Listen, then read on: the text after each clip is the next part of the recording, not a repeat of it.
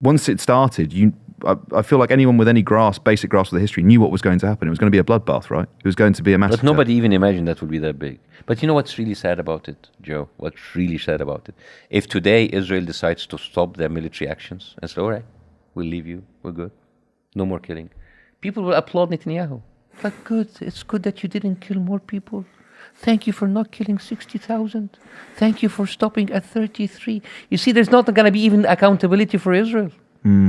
If they stop this, I'm like, okay, good. Thank you so much for listening to. Thank you for giving people the disabled and the people who killed some food. Thank you so much, Israel. You don't understand. You understand that we have seen the biggest human crime right unfold in front of our eyes for 6 months, and Israel will walk away from it. No accountability. There's gonna be no consequence for it whatsoever. Then they're even getting more arms, getting more aid, getting more money, getting more support of the Western world. Even being applauded for killing not so much civilians. See how? You see, it's just people are just like our screams like stop the killing. That is the minimum. That is the minimum that you can ask as human beings. And when it finally happens, whatever happens in the last 6 months, whether in the West Bank or Eastern Jerusalem or Gaza, will just go unpunished.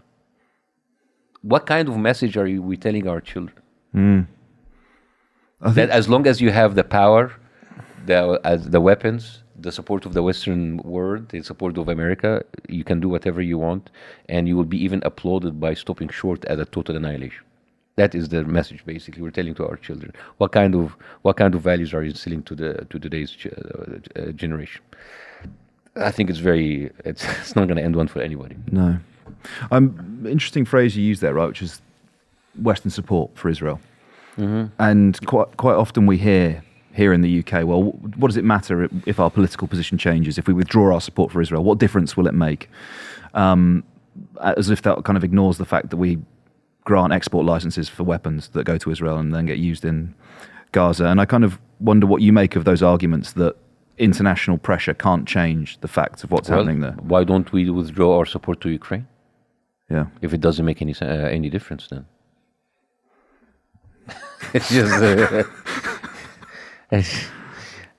it doesn't bear engaging. And the fact that you have like an evil player in the world, just like violating all the international laws and getting away with it, what kind of message are you giving to the rest of the world? How can you have a moral standing if anybody else commits war crimes if you're letting this happen? You can't. I mean, and the thing is, I said it before, I said Israel has corrupted the West morally for 100 years. You cannot come with a straight face lecturing us about morality or about human rights anymore. You can't. You can't just go cry about... Do you remember Charlie Hebdo? Yeah. 11 people were killed. Terrible. The world leaders collected into the streets of France. It was like, oh, Charlie Hebdo. And we changed our profile. You sweetheart Charlie. 11 people. Oh, my God. 30,000 people? They're collateral damage. Inevitable. It's sad. It's sad. It's just like, and you watch these like TV anchors. Oh, yeah, there's so much civilians. It's sad, but it has to happen. I mean, what can we do? Not this. Yeah. Anything but this. What else can we do? What else can we do?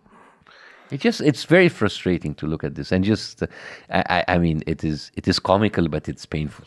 Okay, let's talk about that, because you talk about frustration, you've talked about how sad it is. I agree with both of those things. I'm also conscious of the fact that you've made me laugh multiple times over the course of this conversation, and not in like a rude way, like you're being funny. And no, please do. I'm a comedian. My ego feeds on you laughing. Stroking your ego. Please. Sorry. Please. You're so amazing, Bassem. Please, I'm full of insecurities, and I have delayed payment on my ego. Can you tell me more about the tension between those two things, about sort of subject matter that perhaps even some people would say you shouldn't make jokes about that, or we shouldn't laugh about that. It's so serious. It's so upsetting that there is no humor. There is nowhere to laugh in there. Well, sometimes it's very difficult to, but like I didn't even attempt to make any jokes. What I did was just like repeating the talking points, like impersonating. It was like, oh, sorry. Yeah. Oh, please go ahead. I kill Paul. I was just like I was just like speaking my mind of how I view these people, and it comes up comical because it is nonsense. Yeah, it's nonsensical, you know. And the thing is, I said before, they make you get so used to cruelty, you don't even know how to keep up. Like I'll give you an example. Remember how Donald Trump was so difficult to make fun of? Yeah. Because by the time you catch up with one of his like atrocious statements, he's already on the second one.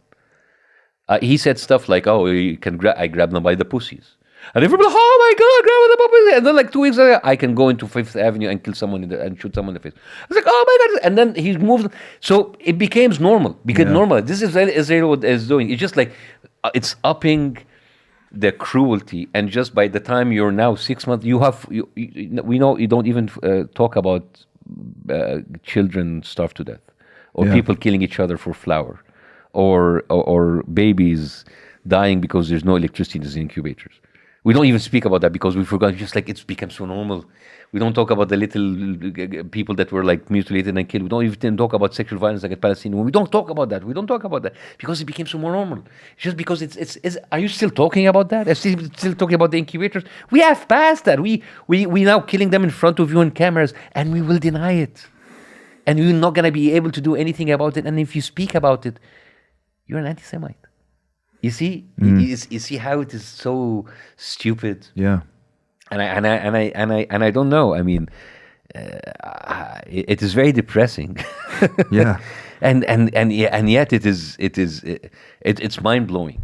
And this is I think the frustration that comes with like the people who are on television media, because the people in the streets that goes out every weekend, they see these things, and the reason why they escalate the anger and they escalate the frustration is they see people in the media and on the political level, they don't speak about that at all, as if it doesn't happen. So now at a certain point, these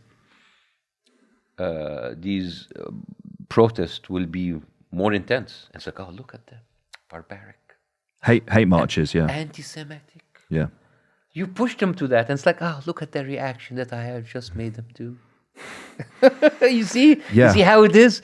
I do. This is that I've been doing. I mean, I gave you an example. A synagogue in Toronto was hosting an event, a real estate event, to sell land and houses in the West Bank, illegal settlements, which is violating all kinds of laws. And you can only buy it if you're Jewish, which is another discriminatory law.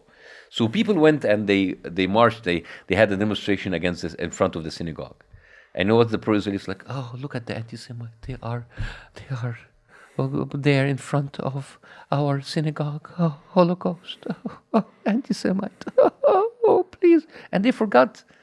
And they don't talk about what led to that. You see, it's just like it's about your reaction. Oh, they're angry Arabs, terrorists. They want to kill us. You see that it's been going on for 6 months, and people falling for it.